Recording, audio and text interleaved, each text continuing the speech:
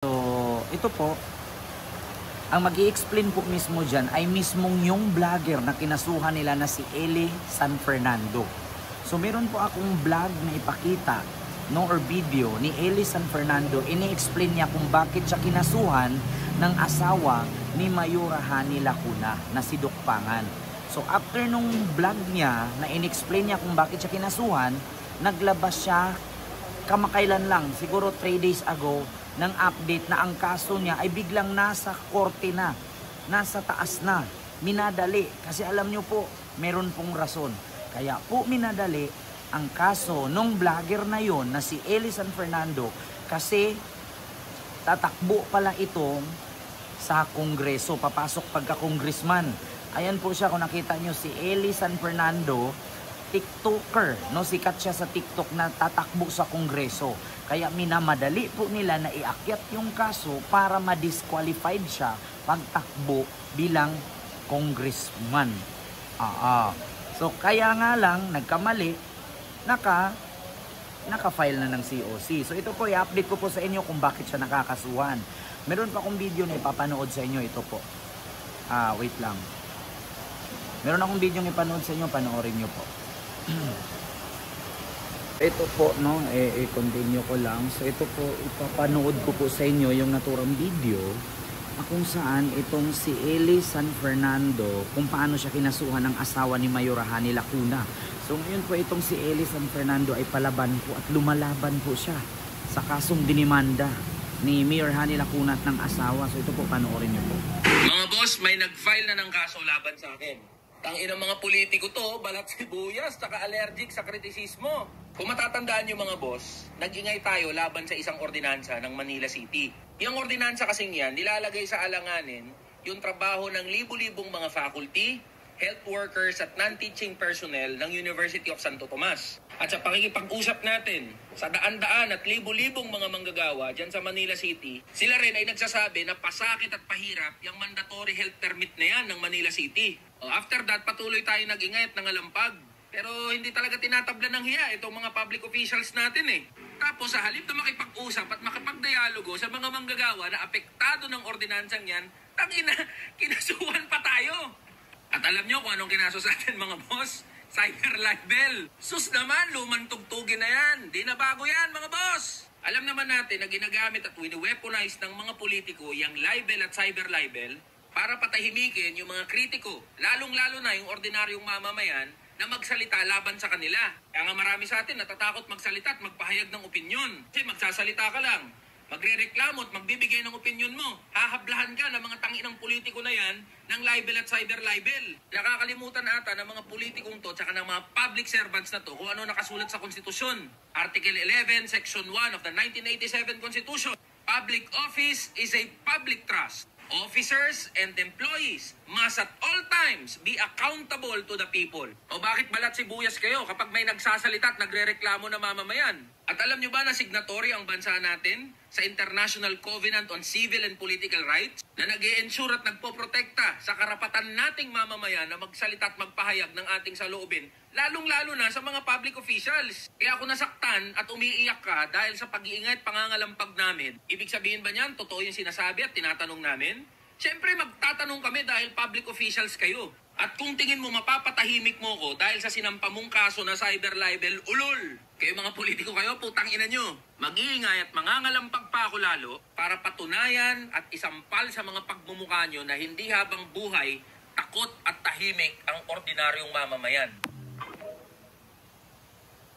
So ayun po, napanood nyo po, yun po yung dahilan kung bakit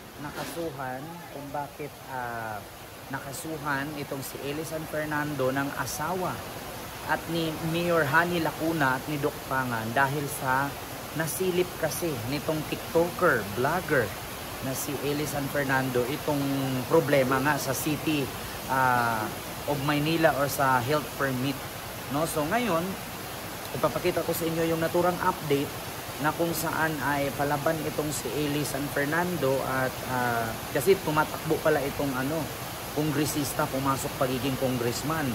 Kaya din siguro ito yung rason na minamadali ang kaso at nasa taas na nga, nasa korte na. Oo, so ang ginawa is minadali para ma-disqualified at hindi makapasa sa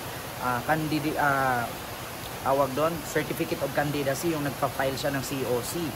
Kasi tatakbo ng congressman. So ito po yung part 2 at update dun sa kaso kung bakit ang bilis, no, at nasa korte na agad. Kamakailan lang yun siya kinasuhan. So ito po, panoorin nyo po. Mga boss, kumusta ang buhay-buhay natin dyan? Si Eli po ito, buhay, ligtas at pumapalag pa rin hanggang ngayon.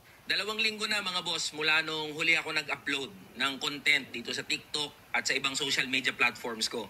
Ang rason dyan mga boss ay dahil indicted ako sa isa sa mga kaso na sinampa laban sa akin. Ang ibig sabihin niyan, nakakita ng probable cause ang prosecution sa sinampang cyber libel case laban sa akin. Kaya ngayon, mula sa prosecutor's office, itinaas na sa korte yung kasong hinaharap ko. Kaya ginamit natin yung ilang linggo para makipag-usap sa ating mga abogado, supporter at mga kaibigan para maghanda dito sa kaso na to at sa mga kasong hinaharap at maaaring harapin pa sa mga susunod na araw. Ngayon, marami ang nagtatanong, sino ba ang nagkaso sa akin ng cyber libel?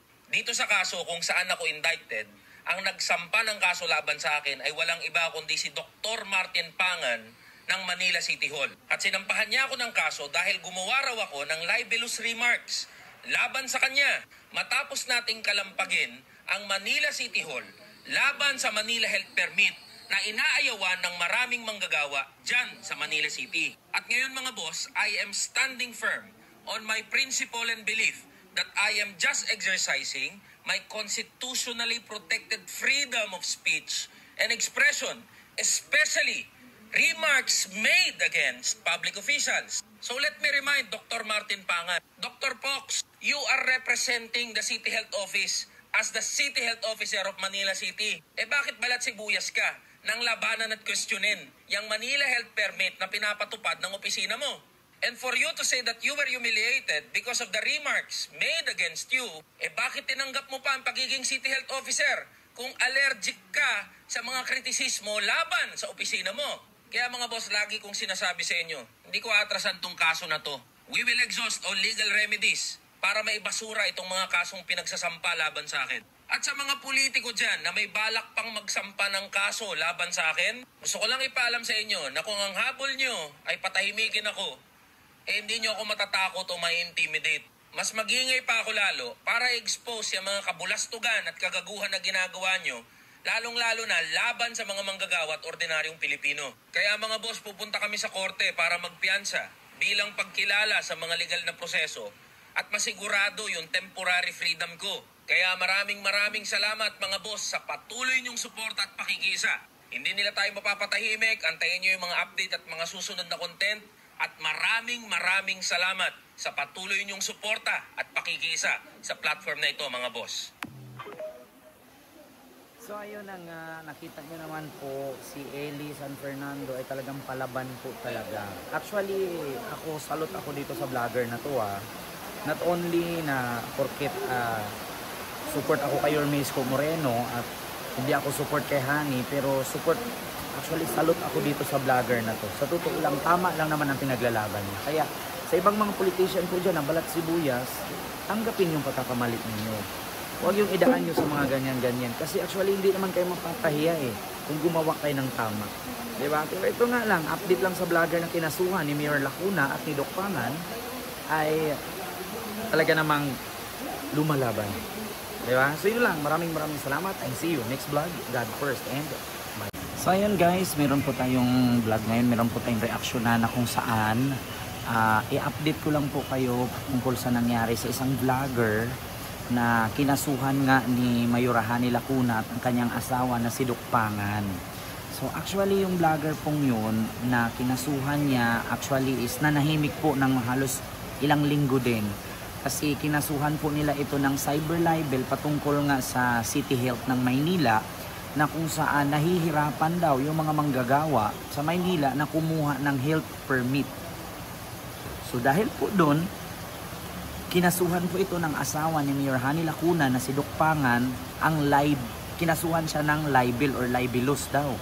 So para sa akin, kapag ikay nagkaso ng libel, madaling salita, napapahiya ka. Kaya po yun ay nakasuhan ng libel.